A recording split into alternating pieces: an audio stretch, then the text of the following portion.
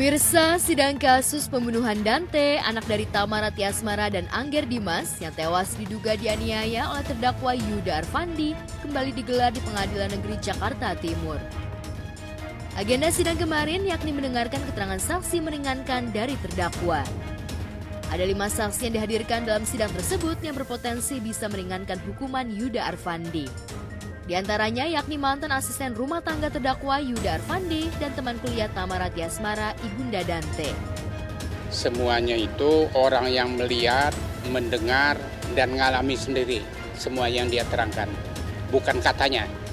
Dia ada di tempat, dia menantikan contohnya si Tamara tantrum di rumah si Yuda sehingga menyakiti dirinya sendiri. Tiap kejadian itu tidak berdiri sendiri, ada kejadian sebelumnya yang mendukung.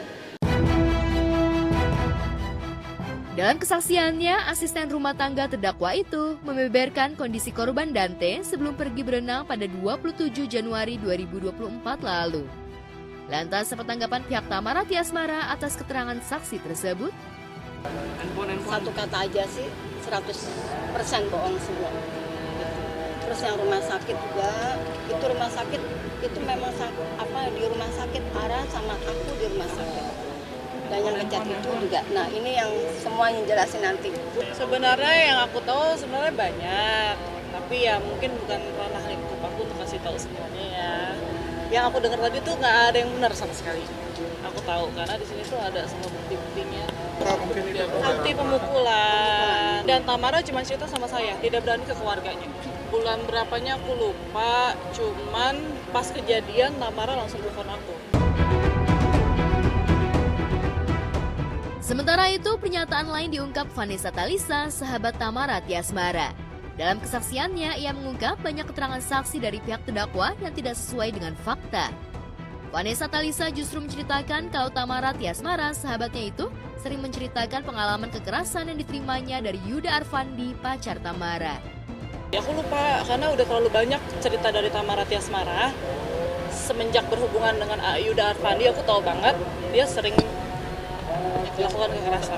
Tamara itu aku tahu, Tamara tidak akan berlaku seperti itu kalau bukan dari pihak pasangannya. Karena aku tahu dia dari kecil. Dan itu nggak cuma sekali. Ada buktinya yang tadi saya kasih lihat. Yang mungkin saya nggak perlu ngomongin di sini ya, itu haknya Tamara yang menceritakan, juga bukan haknya aku. Mama juga nggak tahu, keluarga Tamara nggak tahu ya. Namanya juga pasangan. Awalnya kan saya memang dari awal tidak setuju. Karena saya udah tahu kelakuan Yuda Arfandi seperti apa sebelumnya. Makanya kalau saya dijadiin saksi, sayang, kasihan si Yuda Arfandinya.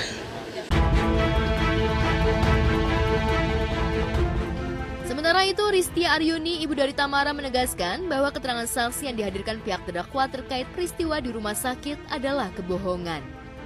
Ristia menegaskan bahwa ia bersama Tamara berada di rumah sakit pada saat kejadian itu terjadi. Selain itu, Ristia juga menolak klaim bahwa Tamara terlibat penyalahgunaan narkoba seperti yang dikatakan oleh saksi dari pihak terdakwa. Kan cerita 100% bohong. Satu kata 100% bohong saya sama dia. Dia katanya selaku pengacara dari Makassar apa dari mana. Terus sama tantenya juga. Dia minta maaf, tapi dia nggak nerangin gimana. Tetap dia bilang terpleset, tenggelam, meninggal. Dia nggak ada menyesal, nggak ada apa. Dia semua sih kayak saksi-saksi tadi kan pastilah udah diatur ya. Semuanya sama. Bilang sekali lagi 100% bohong. Semuanya tadi saksi tadi. Kan teman-temannya semua. Kan saya bilang saya tuh kenal Yuda Arfandi juga, kenal mantan istrinya juga. Saya temen lama, saya juga nggak mau ngejelekin Yuda lah, gitu loh. Tapi Tamara Tiasmara ini sahabat saya dari kecil, jadi saya tahu sifatnya dia seperti apa. Nggak mungkin dia nyakitin dirinya sendiri, ngapain? Nggak mungkin. Itu kan diakui. Kalau yang telinga legap kan diakui benar. Karena dia nggak berhenti ngomong, seperti itu tadi sering tantrum dia. Maka dia kesal itu, maka si saksi tadi dia kalau lagi di rumah Yuda, selisih dia tantrum. Akhirnya berakibat menyakiti diri sendiri.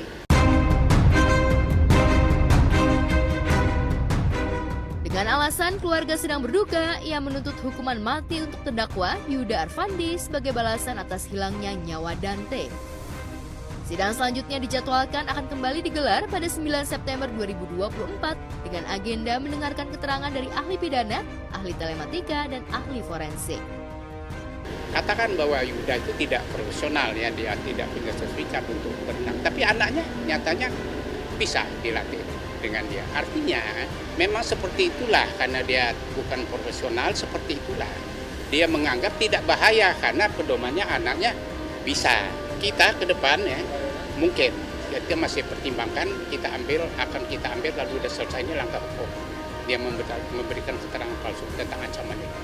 Sepanjang dia nggak bisa buktikan itu, dihapus kan bisa dikejar.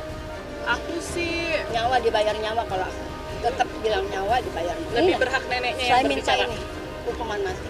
Lebih berhak neneknya yang berbicara di versi saya. Ya, saya minta hukuman mati buat yang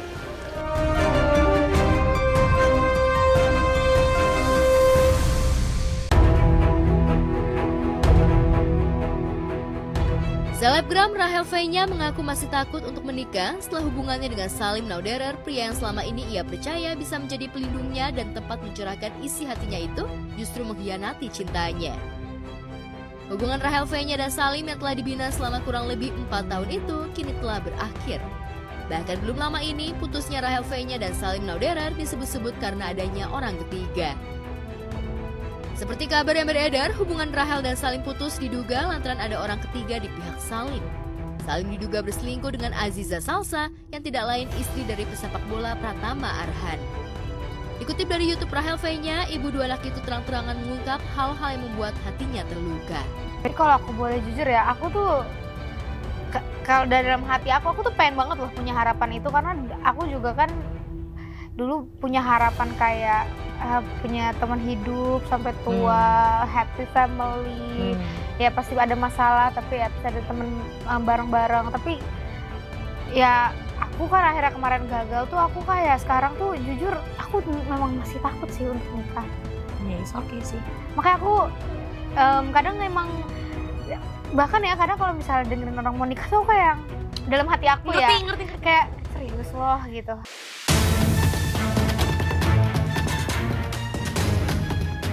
Ya, usai gagal menjalin hubungan dengan Salim Nauderer, membuat Rahel V-nya takut untuk melangkah ke jenjang pernikahan lagi. Apalagi sebelumnya ia juga pernah gagal membina rumah tangga dengan suami sebelumnya, Niko Al-Hakim, di tahun 2017 lalu. Meski telah dikaruniai 2 orang anak, pernikahan antara Rahel dan pria yang akrab disapa Okin itu harus kandas di tahun 2021 lalu. Yang paling lo takutin untuk menerima, maksudnya nikah nggak ya? Itu lebih ke omongan orang atau gagalnya untuk lo? Gagal, takut gagal lagi. Takut gagal lagi Karena mau karena bakal diomongin orang. enggak dong, karena kan gini ya, gue itu saat kita sayang sama orang, sebenarnya jangan kan nikah ya, pas kita pacaran pasti awal pacaran ada di mana kayaknya gue cocok deh sama lo, dan kayaknya kita nggak bakal putus deh gitu. Mungkin di beberapa tahun pacaran awal kayak gitu. Saya pada akhirnya ujung-ujungnya putus juga gitu kan. Tapi pas gue pertama nikah, gue tuh ngerasa udah fix. Ini yang terakhir, ini adalah orang yang terakhir akan menemani gue sampai dia ada masalah-masalah ya kakak tadi bilang ya, ada salah aku juga, ada salah dia juga, dan akhirnya kita bentrok terus sampai gue tuh kayak mikir ini tuh hidup yang gue pengenin gak sih gitu. Diungkapkan Rahel V-nya setelah menyandang status janda, dirinya menjadi lebih tahu rahasia kegelapan seorang pria. Cerita soal kegagalan rumah tangga orang terdekat semakin membuat dirinya takut untuk menikah. Kandasnya rumah tangga dengan Okin mau tak mau membuat Rahel V-nya penasaran bagaimana tips menikah agar langgeng. Pas pisah tuh sempet kayak ya nanya lah sama orang-orang, kayak maksudnya apa sih tipsnya nikah langgeng gitu. Apa sih tipsnya nikah langgeng? Kalau misalnya orang bilang cari pasangan yang setia gitu ya, pasti kita pengen lah ya punya pasangan yang setia. Karena aku udah melewati itu kemarin, aku jadi mikir ini beneran nih orang gak akan berubah. Setelah aku jadi janda, aku langsung jadi tahu rahasia dark secretnya cowok. Iya lagi bener. Oh cowok tuh nggak apa sih rahasianya paling gitu. Tapi pas aku jadi janda kan mungkin Kebuka jadi yang mungkin kebukanya karena semua orang curhat sama aku ya. Jadi kayak semakin orang tuh cerita sama gue tentang pernikahan mereka tuh gue sebenarnya semakin takut. Trauma kan. Akhirnya aku nanya yang langgeng pun apa sih rahasianya langgeng gitu. Jawabannya kita harus sering-sering punya rasa memaafkan karena semua Iya. orang itu pasti punya kesalahan, jadi kita harus memaafkan. Tapi tuh Susah ya? dalam hati aku kayak serius maafin semuanya. Cintanya dikhianati oleh kekasih gara-gara kehadiran orang ketiga sungguh membuat luka di hati Rahel V-nya. Aku sekarang tuh jadinya mikirnya kayak, oh berarti aku nikah kalau aku udah siap memaafkan 100.000 kali. Kalau aku sendiri jujur, orang ketiga tuh sangat melukai aku sih. Sama. Ya, Gak bisa. Gue gak bisa. kayaknya nggak ada apa-apa deh daripada diselingkuhin. Kayaknya ini bisa deh gue maafin. Tapi pas kenapa di gue yang terjadi malah yang itu? Kenapa kok yang Aku lain? punya jawabannya. Apa? Itu namanya the law of attraction. Jadi waktu aku cerai, aku belajar itu. Jadi apapun yang kita pikirin, apapun yang kita justru kita takutin dan itu kepikiran terus, itu akan the universe will give it to us. Emang, tapi kamu tuh memang punya baggage sendiri yang harus kamu beresin supaya itu semua nggak ada di pikiran kamu, karena semakin kamu pikirin itu akan semakin the universe kasih ke kamu ujian yang itu. Tapi jujur saya emang kalau punya harapan tuh emang enak banget sih. Karena kan dulu kan aku hidup dengan harapan ya. Gini, kalau sekarang tuh karena udah ada apa yang sudah terjadi, aku jadi kayak mau punya harapan takut banget, takut jatuh gitu loh, Kak. Ngerti Aku gak sih? ngerti ya. Takut kayak, aduh ngarep ntar jatuh lagi loh. Yang penting partner kita, pasangan kita bisa juga untuk berubah jadi lebih baik. Jadi bukan cuma kita doang yang ngasih energi satu arah, tapi harus dua arah.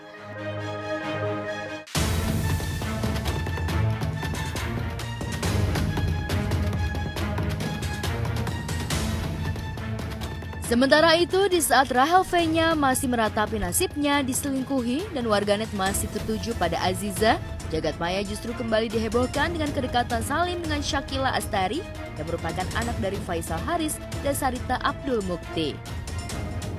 Sejumlah potret kebersamaan mereka terekam dalam foto-foto diduga tengah liburan di Bali.